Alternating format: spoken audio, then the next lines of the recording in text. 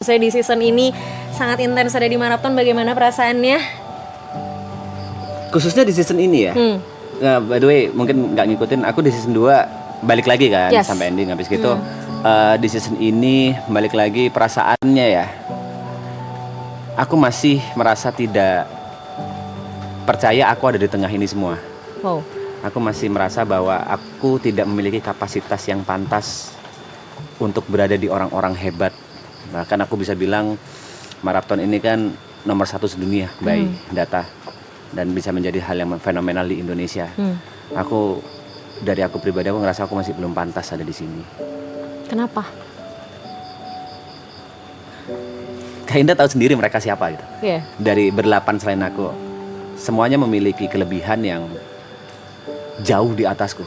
Semua memiliki hal-hal yang tidak pernah bisa aku kejar dengan cara apapun aku belajar. Sedangkan aku ngerasa, ya aku bukan siapa-siapa. Aku ngerasa aku nggak bisa ngebantu apa-apa buat mereka. Jadi aku ngerasa aku di sini pure digendong, dibantu sama mereka, derajatku dinaikkan, dan aku masih belum tahu gimana caranya aku ngebalas semua kebaikan itu. Aku kemarin sempat lihat Mas Tepe dibeliin mobil sama anak-anak. Ya kan? Ya. Gimana Mas perasaannya? Gimana perasaannya? Sebenarnya, Kak Indah ngeliat full atau enggak? Aku lihat dari Clippers sejujurnya. Lihat dari Clipper ya. Jadi sebenarnya Arab udah cerita anyway ke viewer. Jadi itu semuanya kayak dari pagi itu manajerku bilang kalau aku ada kerjaan yang huge, yang besar. Lalu aku bilang, manajerku tuh telepon karena butuh jawaban cepat, intinya seperti itu. Dan aku bilang, ya gas lah, ambil lah. Dan aku turun dari bunk bedku, terus aku langsung cerita ke Yuka. Cerita ke Yuka kalau aku akan dapat kerjaan besar dan insya Allah aku bisa mendapatkan mobil. Tapi di situ aku langsung merasa bersalah. Kenapa aku cerita ke Yuka ya? Kan Yuka juga belum punya mobil. Oke. Aku pada titik itu aku rasa bodoh banget aku ceritanya ke Yuka. Tapi karena aku terlalu excited dan aku masih ingat kata-kata Yuk. Aku nggak tahu aku harus cerita happy ini ke siapa lagi. Mau dengerin nggak? Boleh. Dan memang kamera sedang tidak mengarah ke kita. Kamera sedang mengarah ke dapur, audio juga di dapur. Aku menceritakan hal itu, dan setelah aku cerita itu aku merasa bersalah. Singkat cerita, sampai malam itu ada games yang sebenarnya udah di spoiler sama Jod, yang waktu itu kupikir bercandaan bahwa kita akan ada di perlombaan yang akan mendapatkan mobil. Sampai di titik itu ternyata beneran lombanya ada. Yang aku tahu mobilnya cuma 1. Sampai aku bertarung sama Yuka. Game pertama dimenangkan oleh Yuka, game kedua dimenangkan oleh aku, dan game ketiga split or steal. Dimana dengan peraturan kalau dua-duanya memperlihatkan kartu split, maka hadiahnya dibagi. Kalau dua-duanya memperlihatkan kartu steal, maka hadiahnya hangus. Tapi kalau salah satu split dan salah satu steal, berarti yang membuka steal dia yang mendapatkan mobilnya. Di situ aku bilang ke Yuka, sebelum kita menunjukkan kartu masing-masing, aku bilang ke Yuka, Yuk, semesta udah ngatur. Ada alasannya kenapa tadi pagi aku ditelepon sama manajerku, ada alasannya kenapa aku ceritanya ke kamu. Ya udah, ini mobil buat kamu aja.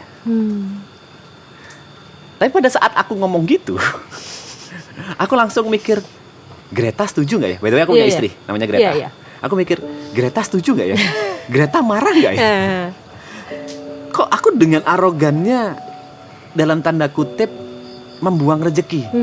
Seharusnya kalau dibagi 2 ya lumayan lah, let's say bisa 50 juta atau 60 juta, aku nggak tahu. Kok aku dengan arogannya, karena aku selalu berpikir rezekiku ya rezekinya Greta gitu loh. Aku belum minta izin ke Greta kan pada saat itu. Greta marah nggak ya? Tapi ya udahlah, memang ini rezekinya Yuka. Makanya begitu diumumkan bahwa mobilnya ada 2, aku nggak bisa menahan tangisku karena Anjing, aku gak suka, momen ini gak suka gini. Papa kan selalu bilang, hitung-hitungan matematika dalam Islam itu nggak sama kayak hitung-hitungan matematika dalam kehidupan nyata. Setuju. Kalau dalam matematika 1 dikurangi 1 sama dengan 0. Iya. Tapi kalau dalam kehidupan nyata 1 kurangi 1 itu bisa menjadi bermakna. Yes. Entah itu buat kamu atau buat orang lain. Kayak quotes itu langsung muncul di otakku. Saat itu. Langsung muncul kayak, aku dapat mobil juga. Itu aneh, dan apalagi dengan seluruh kasih sayang atau perjuangan dari teman-temanku yang udah gendong aku secara karir, udah naikin aku, udah bantu aku sampai di titik ini. Yang kalian kasih kebanyakan loh. Yang kalian kasih itu aku ngerasa nggak pantas untuk mendapatkan itu semua. Jadi ya itu rasanya aku bisa mendapatkan mobil. Oke. Kenapa kamu ngerasa nggak pantas, Mas? Iya itu tadi, karena aku ngerasa ini dari sisi apapun, pada saat kita ngomong ada di depan kamera, yang penonton inginkan mostly adalah canda tawa. Aku bukan tipe orang yang bisa melawak. Let's say aku orang yang paling bodoh lah di sini. Secara IQ mungkin aku yang paling rendah. Semuanya, Aloy, Jod, Yuka, Gary, Nico, Arab, semuanya begitu ada Ibot, begitu ada bercandaan, mereka bisa langsung bermain. Aku kayak bingung, aku harus ngapain. Ada satu kesempatan, aku diberi kesempatan. Aku ngefans banget sama Vindes. Waktu itu kita collab sama Vindes. Terus aku diberikan sebuah panggung. Aku bingung mau ngapain. Aku bilang, aku gak bisa. Aku bukan pelawak. Aku bilang kayak gitu. Aku ngerasa aku gak pantas. Aku gak sepintar mereka. Aku gak selucu mereka. Aku gak sehebat mereka. Ya kayaknya ini bukan tempatku deh. Maksudnya bukan tempatku dalam artian aku amat sangat beruntung ada di sini, digendong sama mereka, dan aku yang paling rendah aja gitu. Dan itu terbukti juga by numbers, by the way. Selepas season 2 angkaku yang paling kecil di antara semua by follower, by apapun. Tapi ya aku memahami hal itu karena memang sebagai seorang entertainer mungkin aku yang harus banyak belajar. Mereka sudah makan asam garamnya. Aku dari Jember yang mungkin aku hidup dalam lingkunganku atau dunia kecilku sendiri, lalu bersosialisasi dengan banyak orang. Ternyata dunia industri atau dunia hiburan nasional seperti ini, aku masih belum nyampe aja menurutku. Tapi menurutku maraton gak akan jadi maraton kalau gak ada kamu. Even Triple A Clan juga mungkin gak akan jadi Triple A Clan kalau gak ada Mas Tepe sih. Mbak Indah, itu argumen yang bisa kupatahkan dengan mudah. Oke, silakan. Pada saat aku ke Jember, itu ada hampir sebulan tanpa aku, ya normal aja. Ya. Tapi bukan berarti ketika kamu ada dan semua juga sama aja kan sebenarnya. I mean, mungkin Mas Tepe bukan orang, ini pendapatku ya. Mas Tepe mungkin bukan orang yang bisa ngelawak kayak member-member yang lain, bukan orang yang mungkin kemampuan entertainnya udah seluas member-member yang lain gitu. Tapi justru yang bikin kamu unik adalah ya kamu yang ini gitu loh. Aku inget banget nih Mas Tepe, waktu tahun lalu aku kesini, kita nggak ketemu kan gitu. By the way bukan di sini, di BSD, nah, iya. Ini Sentul. Maksudku maraton, waktu ke maraton. Waktu aku tahun lalu ke maraton, beres aku dari maraton aku pulang. Jujur aku nggak tahu kalau ternyata impact ke aku juga sebesar itu dari maraton waktu itu. Jadi aku balik dari BSD jam 1 malam. Dari BSD aku balik jam 1 malam. Jadi besoknya tuh aku bener-bener bangun siang gitu posisinya. Dan aku kaget ketika aku buka sosmed aku udah rame banget yang mention aku, Clippers udah banyak banget. Dan tiba-tiba udah banyak banget yang bilang, Kak kamu harusnya ketemu sama Mas Tepe. Posisinya saat itu aku kan gak tahu kamu dan gak kenal kamu ya gitu loh. Kak kamu harusnya ketemu sama Mas Tepe, pasti debatnya seru banget, pasti argumennya bakal asik banget. Artinya di situ aku menilai bahwa even though saat itu kamu gak ada, kamu masih memorize loh di orang-orang. Salah, yang mereka inginkan itu perpecahan, yang mereka inginkan itu perdebatan, bukan obrolan yang seru seperti yang mungkin didapatkan. Kan aku juga nonton klip-klipnya kan, kayak semuanya bisa cerita. Sama aku kan nggak mungkin kan terjadi seperti itu, kan lagi perdebatan. Who knows? Ya, yang viewer inginkan ya perdebatan. Mereka suka perpecahan. Ya karena mungkin itu yang menarik dari dirimu. Dan gak apa-apa kan, aku inget tahun lalu aku pernah bilang ini sama Nico. Kalaupun orang lain lebih baik dari kita, kalaupun kita menilai orang lain lebih baik dari kita, belum tentu kita buruk. Setuju. Jadi kalau tadi Mas Tepe bilang ya mereka semua ini orang-orang hebat, mereka semua jauh di atas Mas Tepe. Tapi sebenarnya Mas Tepe juga orang yang punya kemampuannya sendiri. Tidak buruk kan? Tidak buruk. Tapi tidak menghapus fakta bahwa aku nomor 9 dari per 9 dari antara mereka semua. Aku adalah orang yang sebenarnya mendapatkan sesuatu hal yang tidak pantas aku dapatkan dari seluruh apa yang aku lakukan gitu. Seharusnya kreditnya tanpa aku pun mereka udah gede. Aku harus bilang aku kayak benalu aja. Wow. Aku harus bilang kalau tanpa aku mereka mungkin bisa lebih gede. Karena mostly kebanyakan juga yang paling aku takutkan di season 2 aku paling banyak haters. Yang aku takutkan itu berpengaruh ke mereka. Yang aku takutkan itu berpengaruh ke maratonnya. Aku nggak masalah aku di-hate dengan perbuatanku, dengan omonganku, dengan tingkah laku, aku nggak masalah. Tapi kalau itu dampak ke kapalku, aku akan sangat merasa hina gitu. Yang ada di pikiranku, yang selalu menghantui pikiranku adalah andai maraton tanpa TP harusnya bisa lebih gede. Layaknya benalu. Oke, apakah ada jaminan untuk itu? Nggak ada. Kita kalau ngomong what if nggak akan pernah kelar. Yes. Nggak ada jaminan. That's why. Artinya kan ada kemungkinan juga maraton tanpa TP juga bisa jadi maraton yang berbeda gitu. Maksudnya belum tentu jadi maraton yang seperti sekarang kan. Ya. Itu ada di otakku aja memang. Ya, it's okay, it's fine. Tapi dari tadi Mas Tepe selalu bilang Mas Tepe digendong sama mereka. Yes.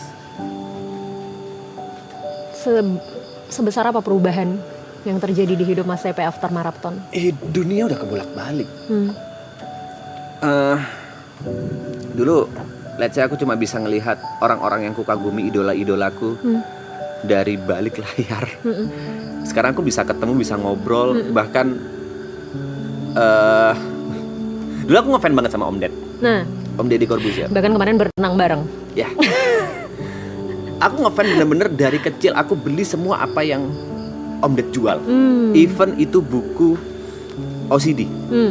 Aku kurus tapi aku beli buku itu. Oke. Karena aku ngefans itu sama Om Ded. Dan ada titik di mana kemarin, aku nggak tahu itu ketangkap kamera atau enggak, pada saat aku makan di Gadang Barubah, Om Ded nepuk kakiku bilang, "Pe, gua bangga sama lu bisa ada di titik ini sekarang." Itu nusuk buat aku, itu nusuk. Itu kayak wow, Om Ded ngomong kayak gitu ke aku. Wow, itu buat aku means a lot. Dan aku yakin tanpa maraton gak akan ada hal kata-kata seperti itu dari orang yang idola, kagumi itu gak akan ada. Ada band yang datang kota, datang ke sini buat aku. Mereka datang cuma buat ngasih surprise ke aku, itu nggak mungkin terjadi sebelumnya kalau misalnya nggak ada maraton. Jadi dunia udah benar-benar kebolak-balik. Lalu secara finansial juga, dulu aku sebelum datang ke maraton itu titik dimana aku benar-benar menyerah. Aku masih ingat tanggal 27 Januari itu ulang tahunku. Aku adalah seorang streamer, dan tanggal 27 Januari aku memutuskan untuk berhenti menjadi streamer. Berhenti streaming. Aku udah pack-packin semua PC-ku. Dan di situ aku rencananya mau live streaming untuk terakhir kalinya. Tanpa pamitan. Aku mau live streaming 24 jam untuk menghibur viewerku dengan sepenuh hati. Aku membuka live streaming itu dengan menggunakan jas. Dengan menggunakan kacamata hitam. Dan aku tunjukkan semua prosesnya pada saat aku masih bikin thumbnail, yang itu ku live-in juga. Jod, Yuka, Gary sama Arab nonton. Ngedonate aku 5 juta, habis gitu Arab ngedonate lagi 10 juta, terus Arab nelpon ngajak aku ke maraton. Di saat titik aku menyerah, di situ datang pertolongan dari mereka.